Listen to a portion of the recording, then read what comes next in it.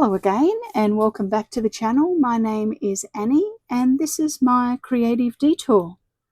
Once again, I am doing a pre-recorded video for you for while I'm away visiting my son in Europe. So at the moment it's early March and I'm trying to get a few things videoed for you so you can watch them while I'm away. And I hope you're all doing well, and thank you so much for coming back and watching the videos. It might not be answering the comments as often as I need to, so I'm sorry about that, but I will try and get to them when I can while I'm traveling. But I do really appreciate you all watching, and thank you for the likes and the comments. It's wonderful that you're all watching, so thank you so much. All right, what do I have here today? Now, for those of you that have been around for a little while, you will have seen that I did back in December or November, December last year, I did some postcards and mass made some postcards and harvested some images out of magazines. And I love harvesting different types of images, all different sorts, out of magazines. So these ones you can see have got all different types of vegetables. And I harvested these images out of the magazine back then when I harvested a whole lot of other images. And I've got a bit of a stash actually that I tend to do all at once. And I sit them aside and think that's a particular project and put them in a little envelope, and then I pull them out when I want to do something with them. So you can see I've got images of squash, and this looks like a turnip, and fennel and sprouts, and broccolini, and some red cabbage. And my thoughts about these, and as you can see I haven't made one yet, I'm going to make a few off camera and then we'll do some together. I'm thinking that I'd like to make some seed envelopes and turn this into a little bit of a mini mass make of seed envelopes. So let me get out some resources, some papers, what I can make that out of, and we'll figure out how we're going to put them together. So I'll set up all my resources on the desk and I'll see you in a moment. Okay, so we'll start with our paper size. I'll pop all that to the side there for the moment, and you can see that I have pulled out a piece of scrapbook paper. Now this project is fantastic at smashing some of your stash, and you can see that I am using today on this particular envelope a Graphic 45 Home Sweet Home collection, and it was printed in 2015, and you can see that I got it for 50 cents from the craft shop that closed down. Now, I love Graphic 45, but I used quite a range of papers. I picked papers out of my stash that matched the image. So this one here, I'm going to tell you the sizes, and if you want to take a screenshot, you can see I've written the measurements down. And we're going to cut a piece of scrapbook paper, which is 8.5 inches by 7 3/4 inches, which is 21.5 by 19.7 centimeters, and orientate it so that it is 8.5 centimeters wide and 7 3/4 centimeters tall. And then once you've cut that down, you can score it. So having the 8.5 at the top, we're going to score it at 2 inches, and then 6 inches, and then we're going to turn it to the 7 3/4 side, and we're going to score it at 1 inch, 6 3/4 inches. So 1 inch from each end. So you can either do it 1 inch from each end, because that gives us our fold downs, or you can score it at 6 3/4. Either way, it doesn't really matter. And then you're going to fold and burnish that. So give it a good burnish, and we're going to do that on all of the score lines. And then we're going to cut out our corner pieces. So on the 4 corners, we're going to cut out the rectangle, and we're going to go on the tight side of the score. So we're cutting the score out, but we're keeping it shaped like a rectangle. Okay, so when you then close it shut, you'll see that we have one side wider than the other. Now the wider side here goes down first, and then the other one closes over on top of it. And I did it that way so that the join lands on the back pretty close to the middle. So work on that. Make sure that you've got it orientated the correct way, you know, up is up or whatever. And here's a little bit of a trick. If we rush ahead and glue it shut, we won't be able to put a notch in it. So I've written down here, cut out your notch before gluing it closed, because that could potentially catch you up. Now, some of you will have smaller punches than I do, but I've got an old retired Stampin' Up! Punch, and if I glued this shut, it wouldn't fit up into my envelope. So what I've got to do is I've got to draw a little notch on it first and punch out the pieces before I close it up. So let's do that. So I'll just make sure I've got it the right way around. I'm going to put a notch here, and all I'm going to do, draw around a scrap piece of notched paper that I cut out of one of the other ones. I'm using it as a template, so I'm just drawing around that.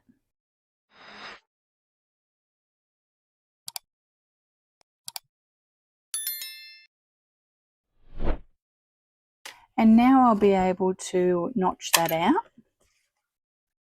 line it up, and notch the other side out. Erase off some of the pencil mark, and I can see that it just needs the tiny little point trimmed off that so that it sits evenly, only the tiniest little bit. And there we go. All right, now the other thing that we need to do is just put rounded corners on our flap downs. So I'm using just a corner punch, and I'm just going to round it. Check that everything folds nicely and doesn't get caught anywhere. Now I can sort of hear it, it's catching a little bit. So I'm just going to, with my scissors, just cut off a tiny little slither here on that bit and that bit at the top, just so that it has a little bit more clearance. And then we can glue it shut. So make sure you get your flaps the right way round and put a little bit of glue on it. I'm going to use art glitter glue, and I'm going to run a bead of glue down the edge of this one, and I'm going to run a bead of glue down the edge of this one and close it shut. Now I'm not inking a lot of this project, maybe just a little bit where the edges are a little bit raw on some things, but overall I'm not. And now I can close down the bottom flap. And you can see why I picked this paper. It's got vegetables all over it. There we go, there's our envelope. So they're super easy to make, and you can get into a bit of a mass make with them. Okay, so let's now work on our decoration. So what we've got here now is some things that I need to stamp. So on the back you can see that we have a certified A, and it's form CB1, and I just used some stamps, a mixture of stamps. Some of them are Crafty by Tony, which I'll link her below. Some of them are some Tim Holtz, and some of them are from Poppy Crafts, and I buy Poppy Crafts here in Australia from Crafting Online, but most of the stamps that I use are from Crafty by Tony for this project. Now, I also have some labels. Now, I made these labels, and I'll show you the page. I just went onto Word on my computer and created a couple of labels, and you'll see I got some inspiration from an actual seed packet that is, oh, it's very out of date. It's August 2023. DT Brown's Growers Quality Seeds, And you can see that it's got a few little things on it. It's got a letter, which is a price code. And now when we go to Bunnings, you find out the price by looking at what code it is. And it also had a oval here that had contains 1,500 seeds. And I thought, oh, that was good. And I used that inspiration to create just a few labels of myself. So you can see that here it says contains 500 seeds. So I just created that in Word and then I copied it. And then I made a little label. You can see the different ones that I did. So what I also did was put the Italian translation for each of those types of vegetables underneath the word, just for a little bit of interest. So you can see here squash is zucca, and turnip is rapa, and red cabbage is cavallo russo. So I just put the name in Italian underneath the other name, and then I just glued it onto some thin cardstock and cut them out. And here they all are. And there you can see is our little oval, and I've cut them out. So I'm going to ink them up, and I'm just going to use the ink that's left on my brush because I just want to take off the stark white to it, because the images aren't really very white at all. And the scrapbook paper that I'm using has got a warm base or undertone. Now I also want to ink around the edge of this disc. Now all I did with this disc was I used my punch and I cut out 2 pieces of scrapbook paper and glued them back to back so that it made it quite stiff and sturdy, and that will give me a solid disc to glue on the back. So that's our little bits of ephemera to go on there. So the next thing that I want to do now is to do some doodling onto my image. Now, there's no hard and fast rule with this, and it purely is just what you feel like doing. So for me, I tend to look at the composition and go, how do I want my eye to travel around the composition?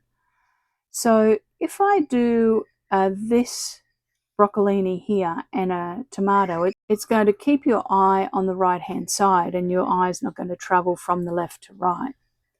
So what I will do is I'll probably do this broccolini on the left, then this tomato, and then this one down here so that your eye travels around the composition. So I'll just go around the edge, and I'm just using a Staedtler pigment liner. And I'm not wanting it to be perfect and on the line. I'm wanting it to have a little bit of a free-flowing look to it. And I'm mindful of what is in the foreground and the background. So I'm just making sure that I don't cross my lines. There we go. So we've got that one. And I'll do this tomato, but you can see here that this tomato has the other one sitting in front of it. So I may do the one in front, do these two, because then it's going to look a little bit better. You can see that I'm not worrying about it being on the line of the tomato. There we go. So that's all I'm going to do with my doodling. I'm not going to do the whole thing because then that will overwork it. I'm also now going to do some stamping on it. So we'll pull out the VersaFine and our stamps. So I'm going to stamp the back one first. So let's stamp certified on it. And then I'm going to use, this time I'm going to use the letter D. The last one I did a certified letter A. So that's about that pricing system. And I'll stamp a letter D and just that little form. Okay, we'll let that dry. And then what do I need to do with this? I want to heat emboss this because the magazine paper is really slippery. I could stamp it and just leave it with my VersaFine and let it dry for hours. It takes a very long time on magazine paper, and I'm trying to get videos done. So I'm going to heat emboss it so that it sets it straight away. So I'm just going to put some anti-static powder onto it. and I have a label that I'm going to stamp down the bottom here, and a number, and I think this was out of one of Tony's stamps, both of these. Like I said, I'll leave her link below, and I have a batch number to say what batch the seeds were. And I'm just going to pull out my wooden alphabet stamps and get the letter D. I got these from Amazon, just some cheap wooden block stamps, and I'll put a D on it. There we go. So let's now pop some clear embossing powder onto that and give it a little bit of a heat set. Now I'm going to actually go over all of it because it might pick up a little bit of that pen work as well, and it will set that for me as a bonus. I need to get some more powder, don't I? I use this clear embossing powder so much, mainly because I like to heat set quickly. Alright, I will get my heat gun out and set that, and I'll be back. Okay, there we go. It's looking good, and we can now glue that onto our cardstock. Now, I'm not going to give you a size for the cardstock because that will depend on what size your image is. To be honest, your envelope needs to relate to the size of your image as well. And you can see that I've got two different sized envelopes here. But the one that we're making today, the sizes I've given you.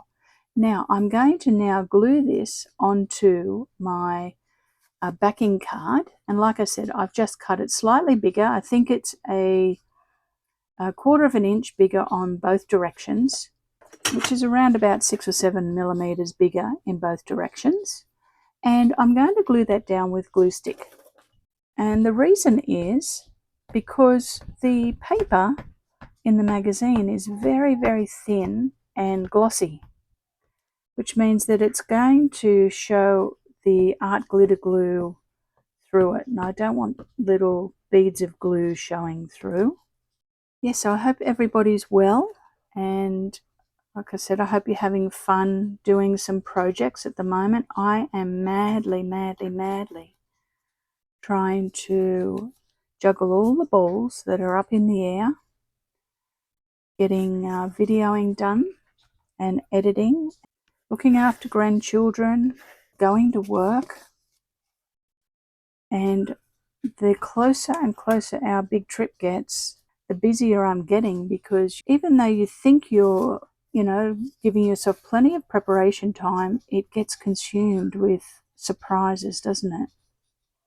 Okay, so you can see I've glued that down, and now what I'm going to do is I'm just going to draw around the edge of it in my liner again, and I'm just going to go around the edge just carefully onto my backing card, just to frame that. I think that it lends itself to being framed, and I like the content spilling off the edge a little bit. So we can now glue some things on. So the first thing I'm going to glue on is my back disc, and I just want to put it so that it is up enough that it tucks in relatively easily. So I'm just looking at the lines on here of where I need to glue to. Just putting glue in a semicircle sort of shape, and I'll put it on closed so that it's nice and flat. Then I'll lift it out and then leave it open for the moment until it dries. Okay, and now we can glue on our image. So you can see that it's not a complicated project. The trickiest bit is really finding your images that you think are going to look good on a postcard or on a journaling card or a seed envelope or whatever. Finding some quirky images. I love finding images in magazines, and I tend to harvest them when I see them. Even if I don't cut them out perfectly, if I just roughly cut them out of the magazine, throw them in the box, and then come back to them. There we go, that's looking good. All we've got to do now is glue on our 2 little labels that I made, and I'm just going to ink the edge of those slightly. We have toned down the white on those a bit already, so we'll just glue those on. Yeah, so I cannot wait to get onto the boat. For those of you that are cruisers, you would know that when you get onto that boat and you stand at the aft and you look at the wake, you sail out, the relaxation starts straight away. We're looking forward to going away and having a big celebration. There we go. That looks cute, doesn't it?